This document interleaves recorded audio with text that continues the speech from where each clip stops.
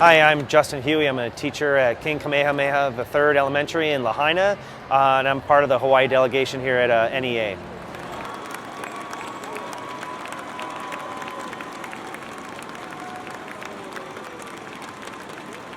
Unfortunately, with Brett Kavanaugh having faced rape charges and then 83 ethics complaints that were thrown out because of a lack of a code of conduct, I wanted NEA to be on board with restoring trust to the Supreme Court. Before, we had Scalia and Thomas both attend a Koch brothers event.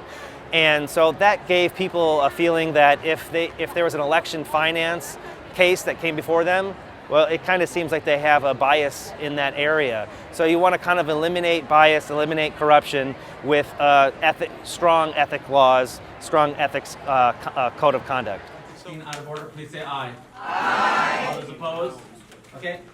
And then if they pass it, then it goes to the floor, and 7,000 other delegates all look at it, debate it within their own state caucus, and then 7,000 people are all watching you as you bring it up and